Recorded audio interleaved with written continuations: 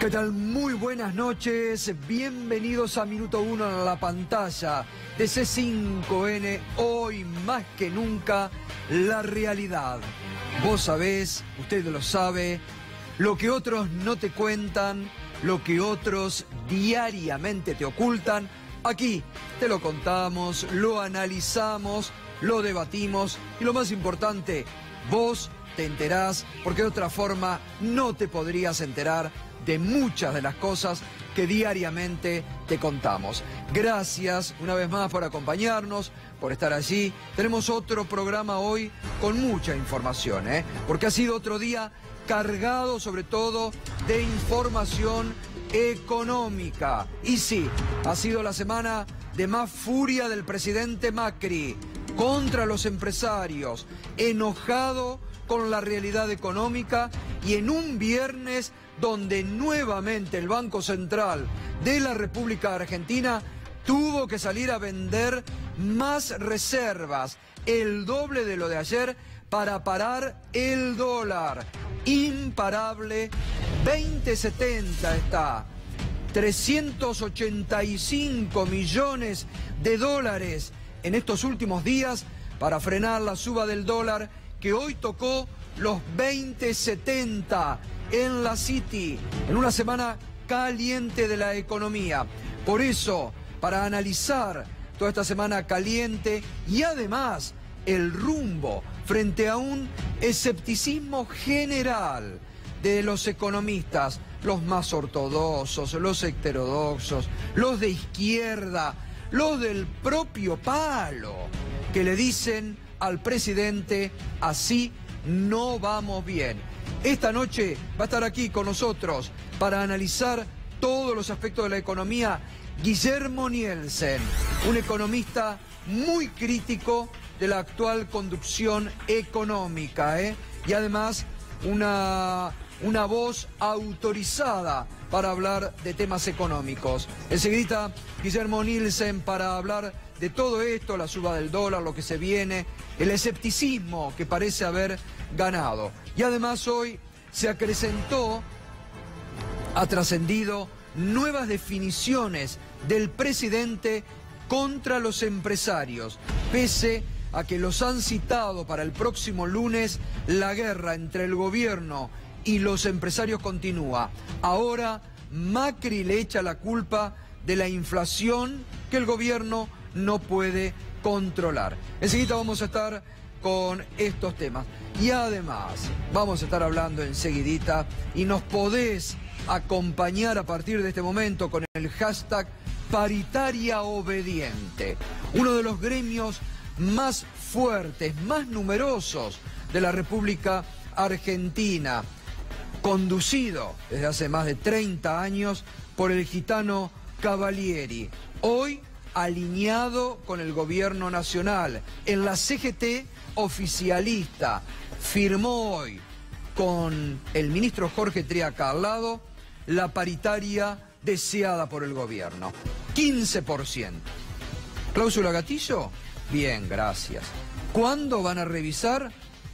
Enero del 2019. Cuando ya perdieron todos los empleados, ahí está la foto. Sonrientes, la verdad que uno dice, ¿qué celebran? 15% cuando ya arrancan perdiendo, pero es la paritaria obediente. Con ese hashtag nos podés acompañar a partir de este momento y enseguidita vamos a estar con ese tema. Y además, la cumbre menos impensada se viene después que se dijeron de todo. El coreano le dijo viejo gagá. El loco Trump le dijo perro envenenado que está poniendo al pez. Bueno, de todo se dijeron.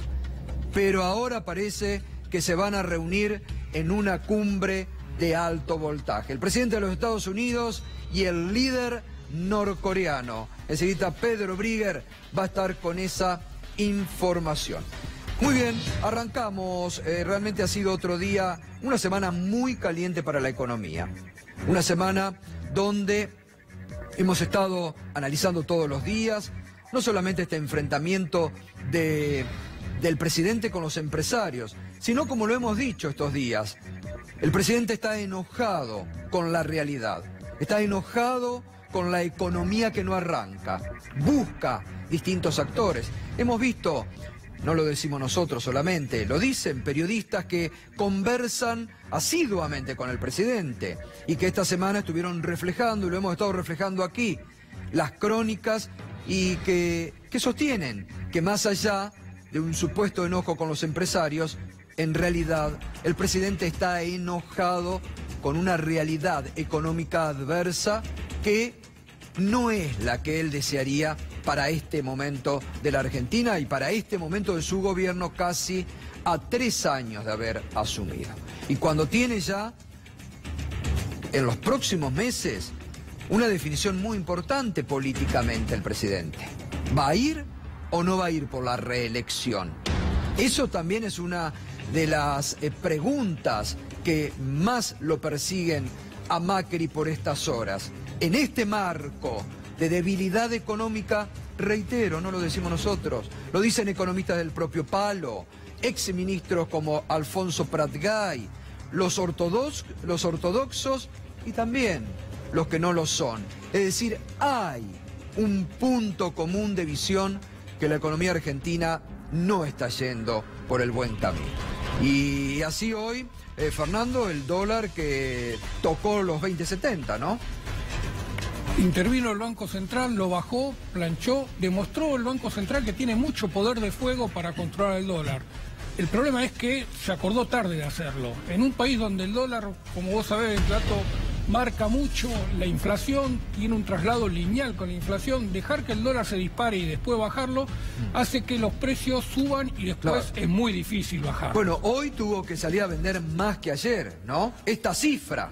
Hoy salió a vender 212.5 millones de dólares. Vos sabés que el próximo martes tiene que fijar la tasa de interés y en el mercado ya están esperando a ver si se anima a subirla, aunque sea un cuarto de punto. Creen en el mercado que si Sturzenegger el próximo martes no toca la tasa, es una señal de debilidad y por lo tanto van a ir por más reservas. Cuando uno dice van a ir por más reservas es van a ir a comprarle más dólares a este precio que consideran barato.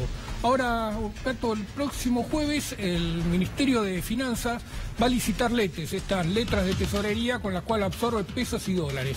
Es muy probable que esta decisión de Sturzenegger de bajar tan fuerte el dólar hoy tenga que ver con bajarle el dólar al cual va a tener que pagar, al que va a tomar el Ministerio de Finanzas el próximo jueves. Es un juego que hacen a veces entre el Banco Central y el Ministerio de Finanzas y que el mercado lo tantea y a veces lo toma mal. Bueno, y en este marco hoy Cavalieri, que firma esto que hemos denominado con el hashtag la paritaria obediente, lo que desea el gobierno, 15%. Ahora, para uno de los gremios más numerosos, ¿no?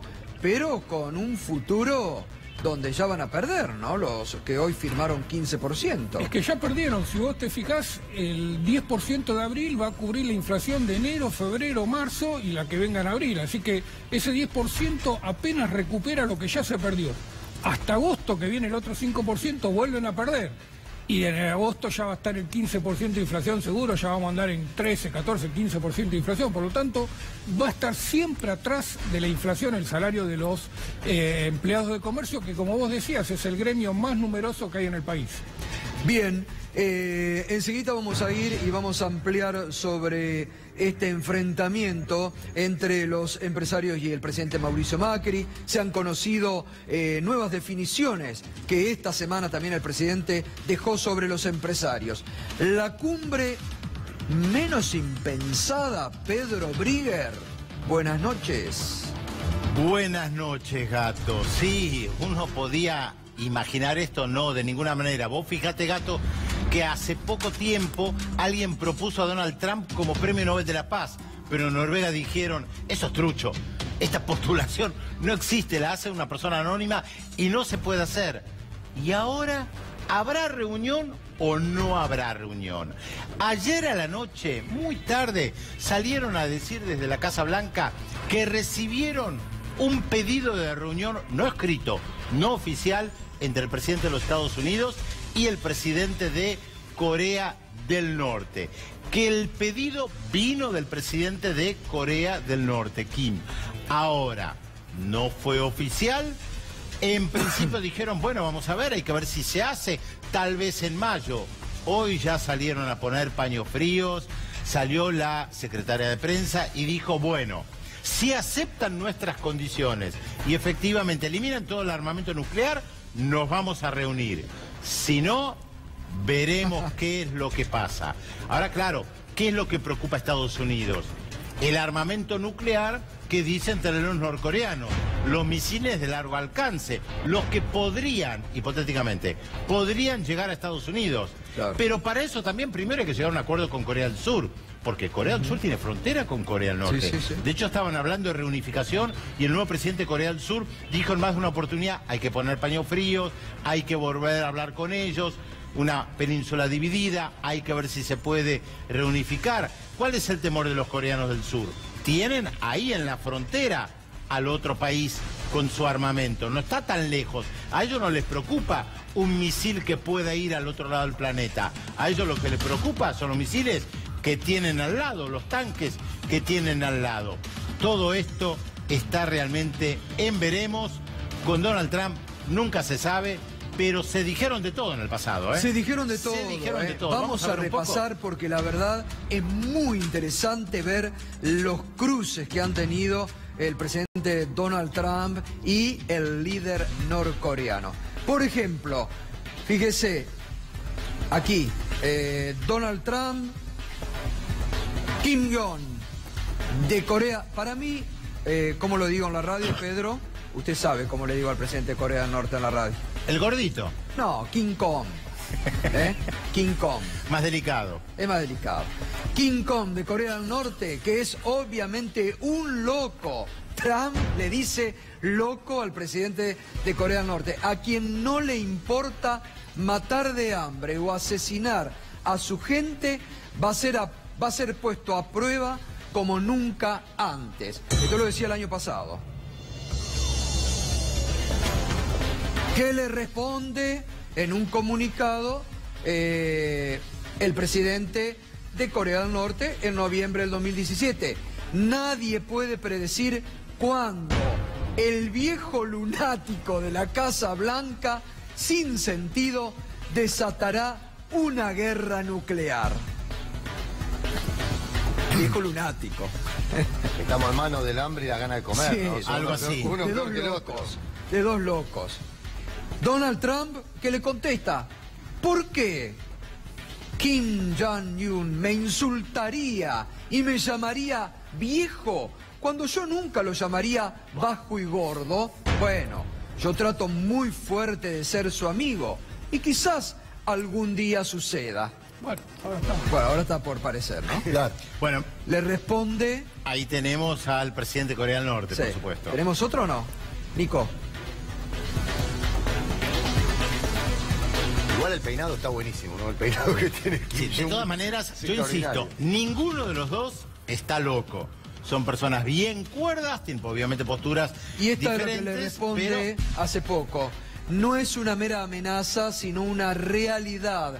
Que yo tengo el botón nuclear en el escritorio de mi oficina. Todo el territorio de Estados Unidos está al alcance de nuestro ataque nuclear. Esto es una amenaza. A ver, el poderío lo ha demostrado.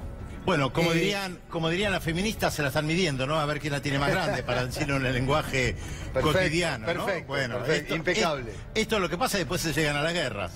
Ahora, en la prensa japonesa ya están señalando que Estados Unidos pone condiciones. Japón hay mucha preocupación. Recordemos dónde está ubicado Corea del Norte, está Corea del Sur, está Japón, está China que apoya a Corea del Norte, está Rusia Fíjate. bastante cerca y toda una cuestión geopolítica, ¿eh? Esto también formó parte, ¿no? ¿Quién tenía el botón más importante? Porque al lado de lo que leíamos recién del presidente de Corea del Norte, Donald Trump le respondió, el líder norcoreano dijo que el botón nuclear está en su escritorio todo el tiempo. ¿Podría alguien de su desgastado y hambriento régimen, por favor, informarle que yo también tengo un botón nuclear, pero es mucho más grande y más poderoso que el suyo. Y mi botón funciona. Es lo que decíamos recién, se la vienen a ver quién la tiene más grande. Pero fíjense, en manos de quién estamos, en manos de quién está el mundo, de dos locos con poder nuclear fuerte. Porque es verdad, Estados Unidos tiene armamento nuclear y el presidente de Corea del Norte, lo han dicho sus voceros, tiene también armamento nuclear. Estamos en manos de dos locos. De todas maneras, Gato, recordemos que el único país que hasta ahora arrojó 2 bombas nucleares sobre población civil fue Estados Unidos. Y aquel que tomó la decisión no está definido por lo general como un loco, más bien todo lo contrario, como un estadista matando a decenas de miles de personas en Hiroshima y Nagasaki. Esto siempre hay que recordarlo. Bueno, déjame que yo le pueda seguir llamando como pienso que están los dos, ¿no? Bueno, ¿habló Trump? Sí, claro, por supuesto, se habla siempre. Vamos. ¿Quieres escucharlo? Dale. Now North Korea's reckless pursuit of nuclear weapons and ballistic missiles threatens the entire world with unthinkable loss of human life. It is an outrage that some nations would not only trade with such a regime, but would arm, supply, and financially support a country that imperils the world with nuclear conflict. The United States has great strength and patience, but if it is forced to defend itself or its allies, we will have no choice but to totally destroy North Korea. Pero hoy también Donald Trump fue noticia, pero porque el presidente Mauricio Macri lo llamó. Estamos hablando, esta semana hemos estado hablando también de la preocupación que hay en nuestro país y en el mundo por otra guerra que ya ha definido Donald Trump, que es la guerra del acero, la guerra comercial que dice que está dispuesto a llevar y que va a impactar con los aranceles que va a fijar para el acero, impacta en la economía argentina. Macri lo llamó hoy por teléfono a Donald Trump. ¿Para qué, Fernando? Lo llamó para pedirle que Argentina no quede alcanzado por este decreto que fijó un arancel de 25% para el acero y de 10% para el aluminio. Ahora, el decreto de Trump va a entrar en vigencia se espera 2 semanas, así que hay 2 semanas de tiempo, hay esta ventana abierta donde Estados Unidos va a decir a qué país va a eximir del alcance del decreto. En principio alcanza hasta México y Canadá, así que Argentina va a tener que hacer mucho lobby y hasta ahora no le fue nada bien en el lobby porque recordemos que Argentina le permitió entrar el cerdo de Estados Unidos a nuestro mercado sin ninguna restricción y los limones argentinos nunca lograron entrar a Estados Unidos y el biodiesel que lo frenaron hace pocos meses dañando una industria que es muy importante acá en el país, ¿no? Sí, hasta este momento de estas relaciones carnales que intenta Macri retomar con Estados Unidos, la verdad que a cambio todas malas noticias para la economía argentina hemos recibido. Es que es una comunicación unidireccional. Claro. Macri puede llamarlo muchas veces, fueron amigos en alguna época pre-presidente. Fueron socios. Pero, sin ser presidente. Sin ser presidente. Pero ese diálogo es unidireccional, ¿no? Argentina habla, pero Estados Unidos es el que toma las decisiones y el que en principio hasta ahora no le ha cedido ni 1 milímetro a Macri, ¿no? Así es. Bueno, pasamos a otro tema. Ayer lo hablábamos profundamente con Darío Villarruel, que así como hay un sector de la justicia argentina que está con el oído atento a ver qué dicen desde la Casa de Gobierno y hasta hace poco ver a quienes querían poner preso cuando se le complicaba algún tema al gobierno, y es que hoy tenemos presos políticos en la Argentina. Ayer hablábamos también que hay otro sector más racional de la justicia que dicen, muchachos, hay que parar un poco, no están bien presos, tienen que recuperar la libertad. Bueno, ya hace pocas semanas atrás pasó esto con Amado Boudou, ayer con Roberto Barata, que en las primeras horas de la madrugada de hoy recuperó la libertad y ya está en su casa, con muchos cuestionamientos hacia la figura del juez federal Claudio Bonadío. Hoy hablamos esta mañana en Radio 10 con el abogado defensor, el doctor Juan Alonso, abogado defensor del doctor Roberto Barata, y esto decía. La única prueba que utilizó el doctor Bonadío fue un peritaje que realizó David Cohen, donde determinó que había unos sobreprecios que eran un disparate. O sea, el mercado de gas natural licuado en el mundo, los precios están más o menos establecidos, digamos, por la oferta y la demanda. Por lo que declaran los otros peritos, se dio una serie de situaciones anómalas. Por ejemplo, todos los peritos se tienen que reunir conjuntamente, tienen que ir haciendo exámenes parciales y elevándolos al juez. Y un día para otro, el último dictamen conjunto que participó el señor Cohen, los peritos dijeron: no vamos a usar como criterio de precio el Henry Hub, que es un valor que se utiliza en Estados Unidos para el gas en estado gaseoso. A partir de esa reunión, el señor Cohen no fue más a la reunión. No, ya esto es algo extraño. Hay una denuncia por falso testimonio, que ahora con este fallo, no sé si no debería devenir en falso testimonio más privación ilegítima de libertad. Hay que evaluarlo.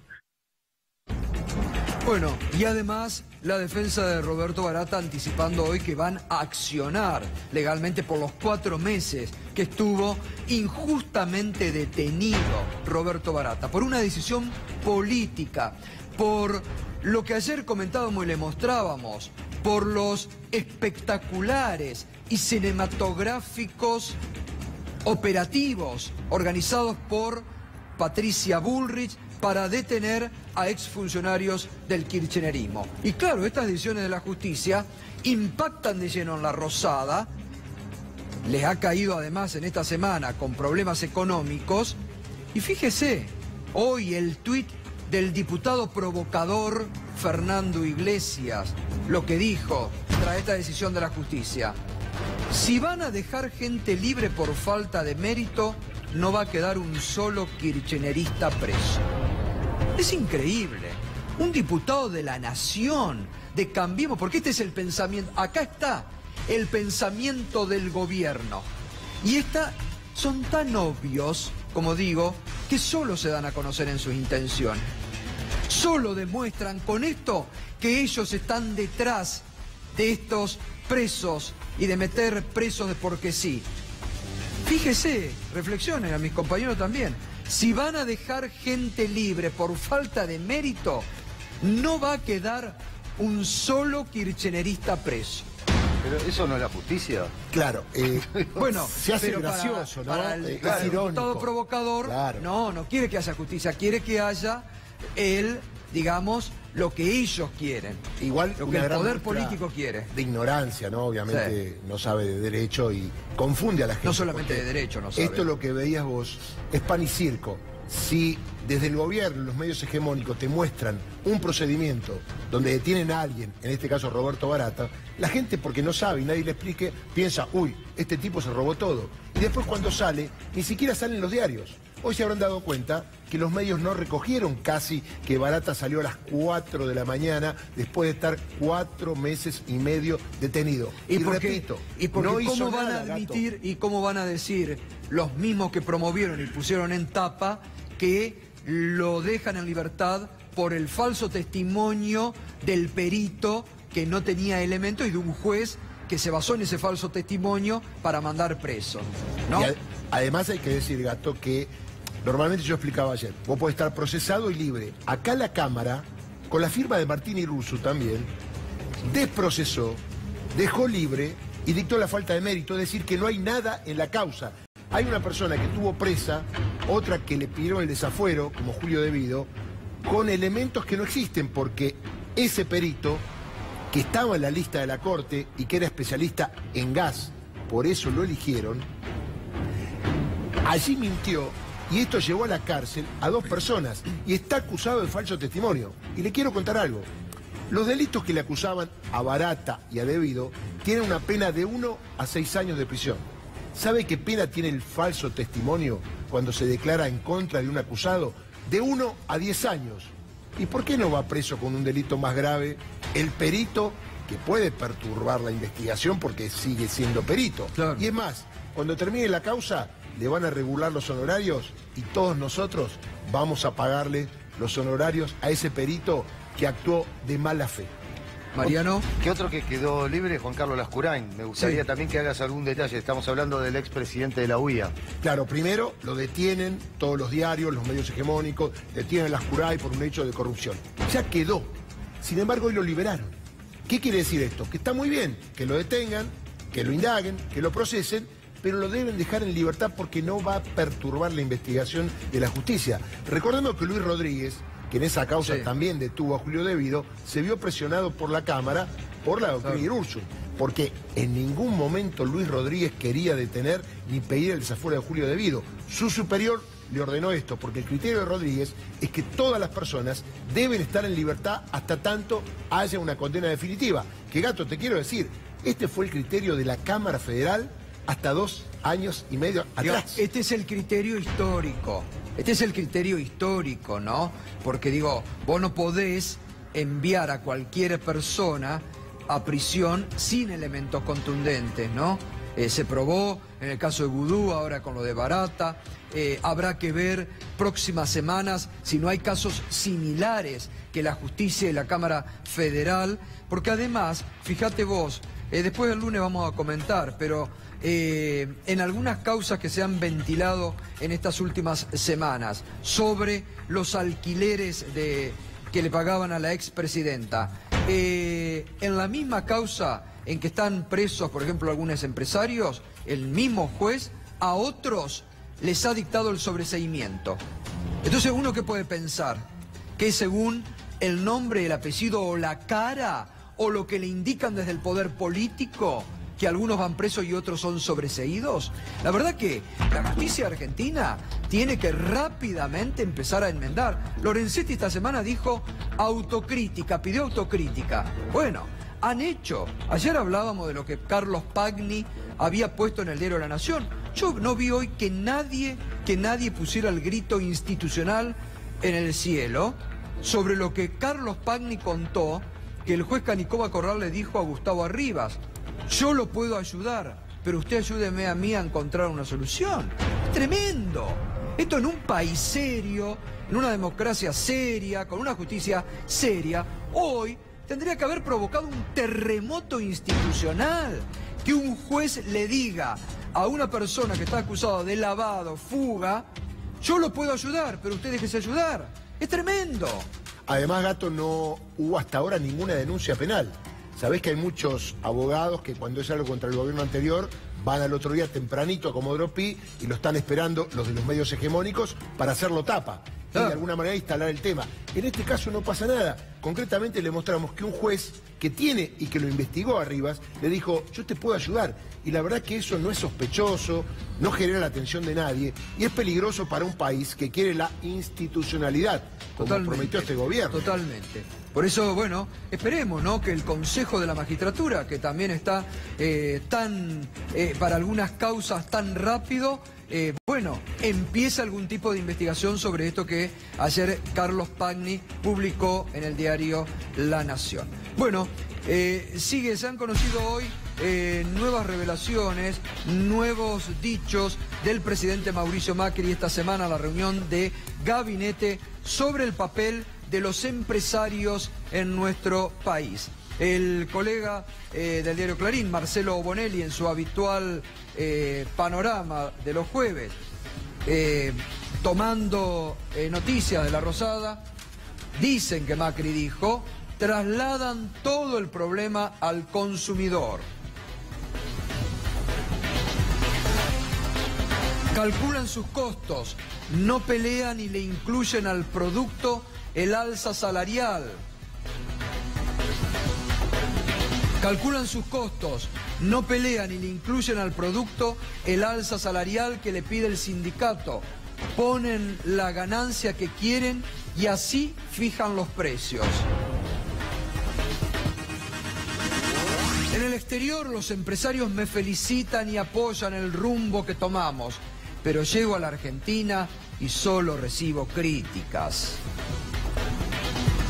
Bueno, se pone también el presidente en víctima, Fernando, también, ¿no? No, fíjate, dos declaraciones, ¿no? La que culpa a los empresarios de fijar el precio y generar inflación. El gobierno tiene un montón de instrumentos para ir a las empresas y revisar los costos de las empresas, meterse al sector. Bueno, puede regular. La Secretaría de Comercio Interior bien podría regular y bien podría ver el tema de los precios, ¿no? Podría sentarse y sin regular, por lo menos llamarlos y discutir a ver qué es lo que están haciendo. Y no hay ninguna actitud, no hay ningún principio, no hay ningún gesto del gobierno de ponerle algún límite a los empresarios. Esto es, sin llegar al extremo, como vos decías, de fijarle precios regulados, que puede ser que en el pasado hayan fracasado. Tenemos la experiencia de los precios cuidados, que ha sido un plan muy exitoso, bueno, y este los empresarios lo apoyaron. Que este gobierno ha mantenido, ¿no? Lo mantuvo más o menos. Más o menos. Más Sí, o lo menos. dejó caer, lo mantuvo más como una cuestión política que como una cuestión social, ¿no? En algunos lugares todavía se encuentran. Sí, los pero hay precios. cuarta marca, Gato, ya. Antes había marcas de mejor calidad, Sí, ahora ya obvio, bueno, están como por hundidos en el infierno. Lo deja como una cuestión política más que como una cuestión social. Lo deja para decir, yo mantuve los precios cuidados. Pero como decían, pocos productos y de baja calidad. Bueno, la segunda declaración, la que dice, en el exterior me felicitan, llego acá y solo escucho crítica, demuestra cuál es el empresario que le gusta al presidente, ¿no? Al presidente le gusta el ejecutivo de las multinacionales, no le gusta renegar con una pyme que solo se queja de que les aumentan los costos. Y en la UIA el 90% son pyme, y por eso la conducción tiene que reflejar ese clamor que hay en las bases. Totalmente. Acevedo le respondió, ¿no?, al presidente, el titular de Unión Industrial Argentina. A ver qué dijo, vamos. Hoy más que el supermercado del mundo tenemos el mundo en nuestros supermercados. ¿Vos sabés, Gato, que las condiciones económicas no están dadas para que el empresario invierta? Ojo con esto, ¿eh? Las condiciones económicas, dice Acevedo, no están dadas para que el empresario invierta. Me sorprendió la contestación del gobierno porque fue un exabrupto.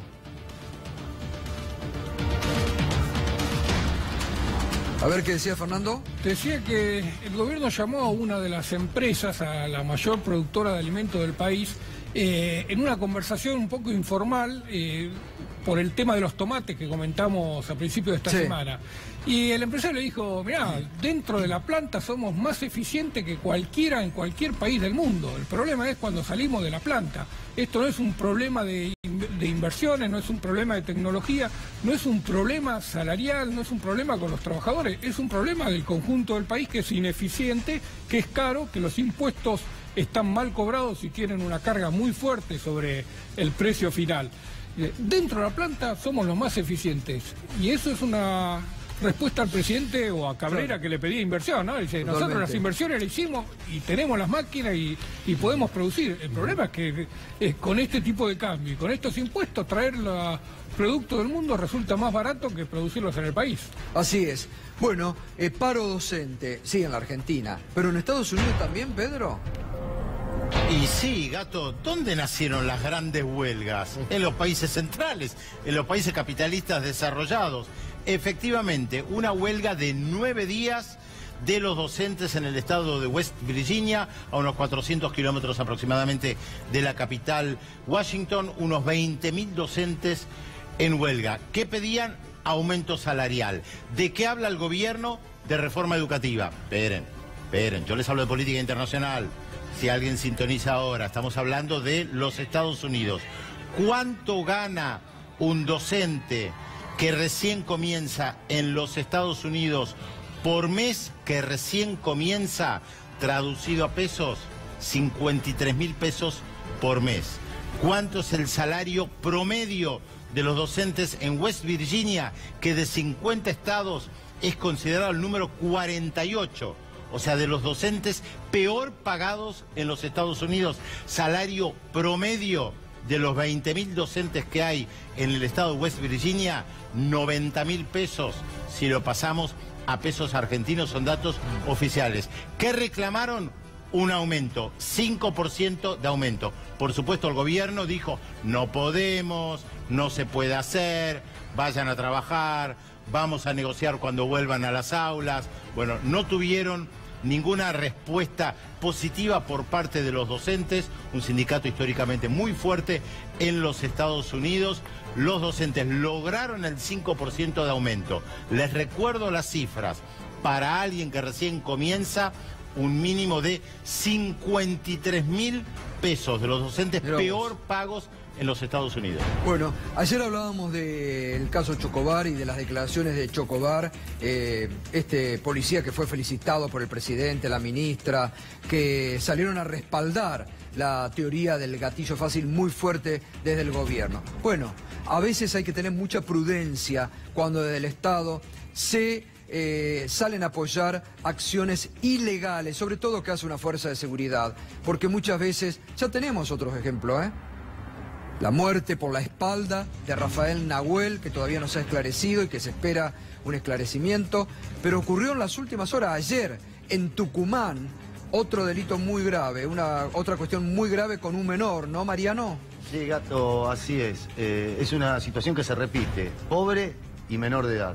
Un niño de 11 años fue derribado por una bala policial que le entró por la nuca, le salió por la frente. Cuando iba en moto, venía de correr una picada con uno de sus amigos, un amigo que tenía 14 años, que también fue herido con un balazo en la sien. Venían de correr una picada y la policía los empezó a perseguir a ellos y a 4 más, que aparentemente desde ese grupo, desde una moto, empezaron a contestar con disparos. Los policías empezaron a tirar, hasta que derribaron a este chiquito en la calle Avellaneda de Río de Janeiro. Te estoy hablando de 4 o 5 cuadras del centro de San Miguel de Tucumán. No es que estamos hablando en un lugar periférico, no. A los balazos limpios en el medio de la ciudad. Este chico Facundo Burgos, de 11 años, murió. Juan, el amigo, fue detenido en ese momento porque tenía y llevado al hospital porque tenía una herida en la sien, y a las 2-3 horas fue retirado por sus padres. Se encontraron armas calibre 22, dice la policía, todo esto es lo que dice la policía, habrá que comprobarlo. Dicen que se encontraron 2 armas calibre 22 y lo que sí encontró, las pericias que se hicieron, muchos casquillos de 9 milímetros. 9 milímetros son las balas que utiliza la policía. Así que recordemos, pobres y menores. Ya tenemos el caso de Juan Pablo Cuco, 18 años por el tema Chocobar. Fabián Enrique, que es un tema que no se está hablando, que es un chico de Villa Eucalipto, en Quilmes, que tenía 17 años y fue asesinado por un policía del Grupo Halcón. Por el celular, ¿no es cierto? Dice el policía que le robó el celular. Lo que dice la familia de este chico, Fabián Enrique, es que él tenía una adicción de Paco, estaba en la esquina y que el policía ya lo tenía marcado. Desde hacía una semana lo venía hostigando. Y lo que hizo, aprovechó un día y fue, lo persiguió y le pegó 3 balazos y lo mató. Tenemos el caso que vos citaste, el de Rafael Nahuel, Gato, también asesinado por un policía del Grupo Albatros. Tenemos la balacera del microcentro, que todavía no sabemos si fueron heridos la jueza y los 2 empleados del juzgado fueron heridos con balas de policía o balas de los ladrones. Así que se está repitiendo una escena que la verdad debería preocupar mucho a la sociedad y debería poner el grito. La sociedad debería poner el grito en el cielo, porque esto le puede pasar a cualquiera, muchachos. Ya no son balas de maleantes o de asesinos, son las balas de la policía. Muy bien, otro día caliente para la economía. Ha sido una semana de mucho nerviosismo en La Rosada, el presidente enfrentándose con los empresarios. Hoy el Banco Central, que salió a redoblar y a vender más de sus reservas para parar el dólar. Por eso queremos hablar esta noche con Guillermo Nielsen, que ya nos acompaña. Guillermo, gracias por venir. No, por favor. Buenas noches, un gusto tener. ¿Qué pasa con el dólar? El gobierno no lo puede controlar. ¿Por qué ahora sí, antes no, esta venta que están haciendo? No, hay lamentablemente, lo primero que debemos decir es que el Banco Central no ha tenido una política consistente de intervención en el mercado. Lamentablemente esto es así. Estamos en una situación de flotación sucia. Esto hay que reconocerlo y hay que tener reglas de juego claras que las entienda el mercado. Y por momentos parecería que el central quiere manejarse como si estuviese en la cúspide del liberalismo, ¿no es cierto? Es la oferta y la demanda y que se arreglen y qué sé yo. En otros momentos sale corriendo a apagar el fuego cuando ve que se le dispara. ¿Por qué? Bueno, porque el dólar si bien no es la causa de la inflación, es una de las consecuencias, pero tiene un valor simbólico muy grande en la Argentina. El dólar es una referencia, es mirado por todo el mundo, es muy transparente, la gente sabe si subió, si bajó. Entonces, realmente hay momentos donde en la política monetaria, en la política de intervención del Banco Central, toma el lugar que tiene que tener.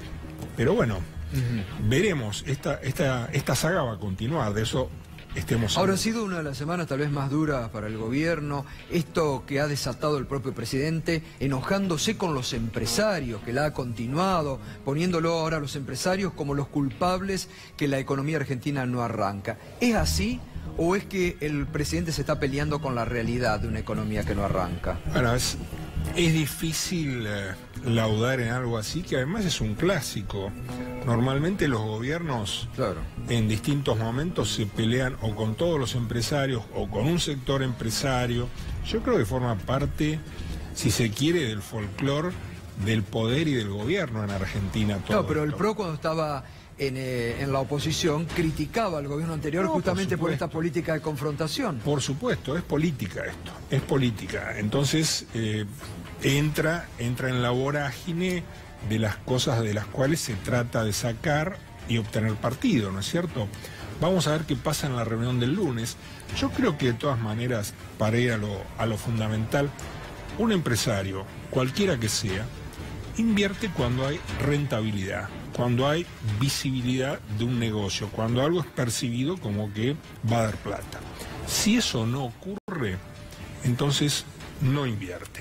Hoy leí un tuit tuyo de hace 6 menos 10 de la tarde, puede ser, que decías que habían existido rumores. Hoy fue un día muy nervioso, de muchos rumores de todo tipo en la City. A la vez fue un día bueno en el exterior, donde los datos que se dieron a conocer hoy de empleo y de inflación de Estados Unidos fueron muy favorables. De hecho, las acciones de empresas argentinas que cotizan en Estados Unidos subieron hasta un 4%, los ADR. No, hoy fue un día malo, no fue un día malo, fue un día al contrario, de mucha tranquilidad, donde la tasa americana quedó debajo del 3. Es interesante esto porque yo no lo había escuchado, por eso me interesó el tuit que vos habías puesto hoy a la tarde, Guillermo. ¿Qué tipo de rumores había? No, había rumores en el sentido de que habría un cambio importante en las principales figuras que conducen la política económica, o sea, Nicolás Dujovne y Federico Sturzenegger. Esto fue un reguero de rumores toda la tarde, pero fueron rumores, no hay cosas concretas todavía. Siempre son rumores, ¿no? El regreso de Melconian como ministro de Hacienda y Finanzas y de Iván Werning al Banco Central, un economista que no está en Argentina, ¿no? Es un economista que está en Estados Unidos. No. Iván Werning hizo su carrera en JP Morgan, viene a la Argentina hace un poco más de 2 años atrás, lo trae Alfonso Prat-Gay, trabajó junto a Alfonso Prat-Gay. Cuando se va Alfonso queda medio girando en falso, pero va a trabajar a jefatura de gabinete. Tiene un cargo primero de asesor, después creo que le habían hecho una subsecretaría debajo de Mario Quintana. Él es el que mencionan para suceder a Sturzenegger. Se está mencionando él para suceder a Sturzenegger, es cierto. Bueno, la verdad que, a ver, la autoridad de Sturzenegger quedó bastante debilitada después de esa conferencia de prensa. El 28 de diciembre convocada por el gobierno, donde le impartieron la orden de que tenía que cambiar la pauta inflacionaria, ¿no? Sí, absolutamente a contrapelo de lo que es el dogma de la globalización, donde los bancos centrales son independientes y se los muestra como independientes. Ahora, esto es importante porque de darse esto que está adelantando Guillermo, que vos comentás este nombre, sería realmente un nuevo avance del trío Son-Yo, ¿no? De Marcos Peña, Lopetegui y Quintana, ya tomando ya el Banco Central de la República Argentina. Pero además sería un golpe hacia lo más neoliberal del gobierno, ¿no? Sería un golpe hacia el ajuste más brusco, más acelerado, más de shock del ajuste fiscal, ¿no? No, yo no creo que eso no lo suscribo. Yo creo que justamente lo del 28 de diciembre fue buscar moderar la política monetaria y tonificar el dólar. No fue una cosa de ajuste. Melconian no sería la persona para un ajuste gradual. Melconian es el economista más cercano al gobierno, que está en todos los medios hablando de la necesidad de dejar de comer ravioles o ponerse una camisa más grande. No, indudablemente hay una experiencia en Melconian que es muy importante. Es un tipo de una gran experiencia y desde mi punto de vista Melconian es uno de los economistas que más calle tiene. Calle en lo económico, ¿me entienden? En cuanto a cómo se decide la toma de una decisión de inversión en Argentina. Indudablemente la experiencia que tiene Melconian en ese sentido la tiene en el gobierno, no veo a nadie que la tenga. Bueno, siempre se lo mencionaba, ¿no?, a Carlos Melconian. Ha sido muy crítico en estas últimas semanas Melconian respecto justamente a la política económica del gobierno, ¿no? Sería un poco volver a la fuente de Macri, porque era uno de sus hombres mano derecha de la economía. Fue candidato un par de veces en distintos roles en provincia de Buenos Aires. Así que es indudablemente alguien del palo, ¿no es cierto? Ahora, sin llegar a los cambios, el gobierno está acelerando la emisión de deuda. ¿Estás viendo con alguna preocupación el nivel de deuda que está tomando la Argentina? Sí, yo estoy muy preocupado. Creo que tenemos un nivel de deuda excesivo. Creo también que los datos que se dan a conocer normalmente para decir que la Argentina no está endeudada no son reales. La deuda es más alta. La deuda de la tesorería es más alta y la deuda también del Banco Central no es para despreciar. El Banco Central en sí mismo son 60.000 millones de dólares. La deuda de la tesorería bien medida está en 270.000 millones de dólares. O sea, ¿qué es lo que les quiero decir? Estamos alcanzando un stock de deuda sobre el Producto Bruto del 57%. Para que se den una idea, se considera que un país emergente entra en niveles de riesgo cuando su deuda es del 70%, equivalente al 70% de su Producto Bruto. Bueno, recordemos también que Argentina no es emergente.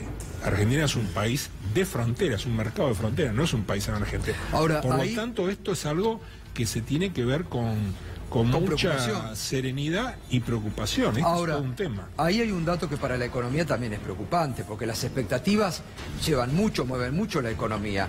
Todos marcan expectativas negativas hacia el futuro sobre la economía argentina. Cuando hay consultas entre la población o entre economistas, digo, ¿esto está influyendo también? Las consultoras mismas, la compulsa que hace el Banco Central de expectativas de mercado, marcan que, digamos, uno de los fundamentos de la política económica que se instaura hace 2 años era la deuda va a ser cada vez más barata para nosotros y el Producto Bruto va a crecer. Entonces, este problema de no reducir el gasto público se va a ir licuando de a poco. La realidad es que eso no está pasando. O sea, el Producto Bruto no está creciendo ni tiene una perspectiva de crecer en forma sustantiva y la deuda es cara y la perspectiva internacional es que puede seguir subiendo a lo largo del año. ¿Vos crees que estamos en problemas? No, es algo que hay que tomar medidas ya. Digo, en la y economía. hay que evitar los problemas hacia el futuro. ¿Y qué medidas? Mirá, primero reconozcamos que el gobierno de Cambiemos no la tiene fácil. No la tuvo fácil desde el primer día. Acá deberíamos retrotraer el gasto público al nivel que tuvo a principios del gobierno de Cristina Fernández o a finales de Néstor Kirchner. Eso en sí mismo sería una gran contribución, porque son como 7 puntos del Producto Bruto de la diferencia que tenemos. El nivel de gasto público está absolutamente desmadrado. Pero este gobierno lo aumentó, Guillermo. No, el gobierno siguió con esto por una visión política, si se quiere, por un objetivo político de ganar elecciones, y en eso no hizo los deberes. Y además sumó los intereses de deuda. Claro, además, no solo. Eso le llevó a emitir 100.000 millones de deuda en 2 años. ¿Esto puede seguir a este ritmo? No. No. Entonces, me parece que lo sano es que nos demos cuenta de esto y nos fijemos una pauta para ver cómo esto se soluciona. No podemos seguir con esta cuestión. Fíjense, y acá les quiero hacer una observación. Incluso ahora hay una declaración del ministro de Finanzas, Caputo, desde Estados Unidos, en el sentido de que la deuda se va a tomar en el mercado interno. Señores, el mercado interno no tiene profundidad. Entonces, sí, se toma la deuda en el mercado interno, pero esa deuda es quitarle capacidad de endeudamiento, posibilidades de endeudamiento a las pymes, que son las que normalmente se financian en el mercado interno.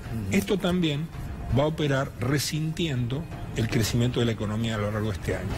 Volvemos al inicio, vos decías muy bien el tema del dólar y lo que significa para la Argentina, ¿no? ¿Crees que va a seguir subiendo? ¿Está complicado también por la sequía el tema de muchas economías regionales? A ver, ¿está complicado? Sí.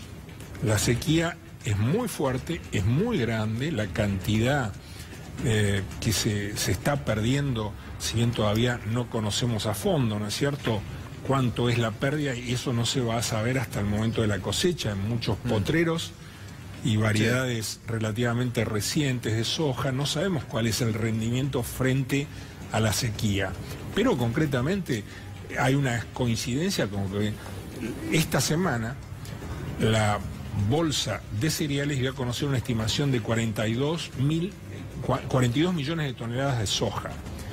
Oil World, que es la publicación más importante que hace estimaciones mundiales, ya hace unos 20 días atrás dijo que la cosecha argentina va a ser de 40 millones de toneladas.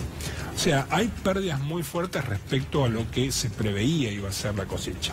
En el caso de soja, 15 millones de toneladas. En el caso de maíz, 5 millones de toneladas. Estamos hablando de volúmenes que normalmente involucran el trabajo de muchísimos camiones. En Argentina hay 90.000 camiones que trasladan cereales, para que se den una idea. Sí. Imagínense, frente a una caída en estos volúmenes, esto se va a sentir. Se va a sentir en la economía del interior, en las cadenas de pago del interior. Bueno, ¿no? ahí es donde primero se resiente. Claro, pero ahí hay que hacer un esfuerzo desde el Banco Central, tienen que hacer un esfuerzo muy grande para facilitar la refinanciación de la deuda de los productores. Porque seamos claros, no hay muchos bancos que sepan hacer esto. ¿Se puede tener, con esta crisis del campo que estabas marcando, se puede tener un comercio exterior tan abierto como el que tiene hoy Argentina? Son cosas distintas, Argentina tiene un comercio, y tuvo tradicionalmente, que es uno de los problemas que tiene, un comercio muy cerrado. El año pasado fue...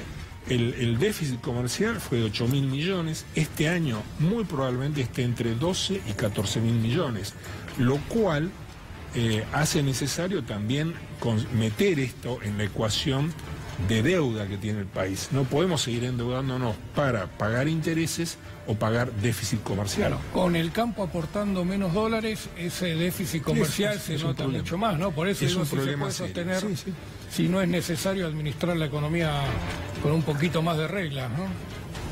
Todavía ese punto, digamos, ni siquiera se discute. Además, las reglas, cuando las hemos tenido recientemente, han sido muy malas, seamos sinceros. O sea,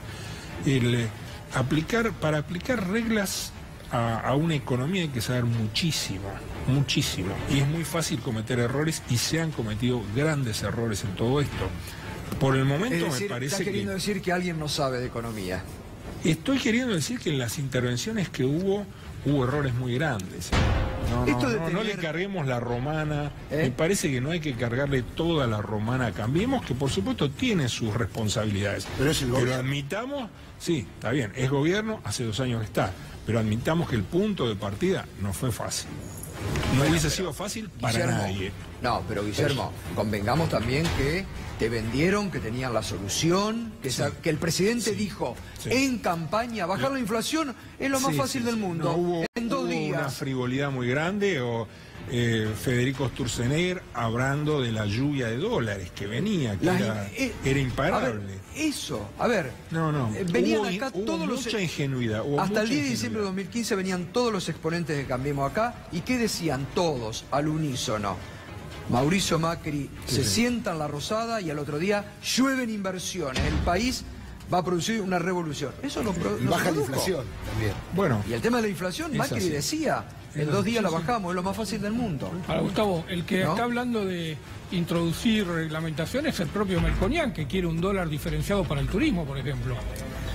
Pero Melconian, yo creo que acá, bueno, sinceramente, se perdió una gran oportunidad el gobierno de no nombrar a Melconian ministro de Economía, que es lo que corresponde de entrada. ¿Vos creés que lo tendrían que haber nombrado de entrada a Melconian? Sí, se hubiese evitado muchos dolores de cabeza. Y eso, Guillermo, esa devaluación inicial de llevar el comercial al contado con liquidez fue un absurdo. El contado con liquidez lo que estaba señalando era la desconfianza del mercado con Cristina Fernández, no con Mauricio Macri. Fue un error convalidar eso. Ahora, esto de que... Pero ya es historia, ya está. No, ya está. Acá hay que seguir adelante y los problemas a resolver son otros. Pero esto que el presidente abrió el gabinete, hizo como decir, de tener 5 o 6 ministros de Economía, ¿no fue un error? No, es un error. Todos estos ministros, más jefatura de gabinete, etcétera, no hacen un Labaña, no hacen un Gómez Morales, no hacen un Krieger Bacena, no hacen un Roberto Alemán. Elijan ustedes ideológicamente el que más le convenga, pero lo que quiero decir es, no hacen un buen ministro de Economía. El esquema de trabajo, independientemente de las calidades y el conocimiento que puedan tener o no, el esquema de trabajo no permite tener la misma eficiencia que supieron tener los buenos ministros de Economía en Argentina, que no fueron muchos. Es decir, que falta un ministro de Economía. Sí. ¿Y está a tiempo, Macri, de enderezar el rumbo? El rumbo siempre se puede enderezar. Pero ya son más de 2 años. Son más de 2 años. Sí, vos no te caracterizás habitualmente por ser una persona crítica fácilmente, sos, muy medular. Digo, que vos estés marcando errores, esto que estás comentando, es porque la situación está, podemos decir, delicada a nivel económico. Sí, mira, yo trato de ser objetivo y equilibrado y reconocerle al César lo que es del César, lo que yo entiendo, ¿no es cierto? Me puedo equivocar, nadie es perfecto en todo esto, pero trato de ayudar a razonar y a construir. Esto como está, no está funcionando. Mañana se cumplen 2 años y 3 meses de este gobierno, que como decía usted, tomó el país en un estado complicado, pero pasaron 2 años y 3 meses y para mí lo complicó peor.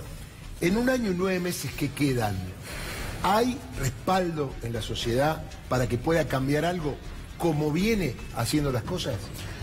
Yo creo que la sociedad le da un respaldo muy grande, por lo menos la sociedad en la cual nos movemos nosotros, ¿no es cierto? Sobre todo en capital, en parte del conurbano. Yo veo un gran respaldo del gobierno. El gobierno sigue teniendo respaldo y sigue, yo diría que, habiendo temor a la alternativa. O sea, el peronismo aquí puede hacer un buen papel, una buena elección, en la medida en que muestre candidatos potables y una visión moderna de la sociedad.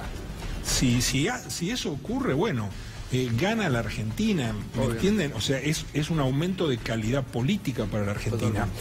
Ahora, en estos momentos también hay una parte del voto de Cambiemos que es el más golpeado por las medidas que estamos viendo. Exacto. Es el más golpeado. Totalmente. Aumento de la nafta, tenemos la nafta más cara del mundo, aumento de peajes, aumento del gas, aumento del agua. O sea, es una situación que está golpeando la base electoral de Cambiemos. Guillermo, muchas gracias.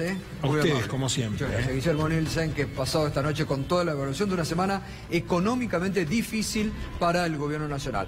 Pausa, enseguidita vamos a estar presentando esta noche aquí este libro de 2 estimados y respetados colegas, Julián Maradeo e Ignacio Damiani, Radiografía de la corrupción pro de la ciudad a la presidencia de la nación. Enseguidita,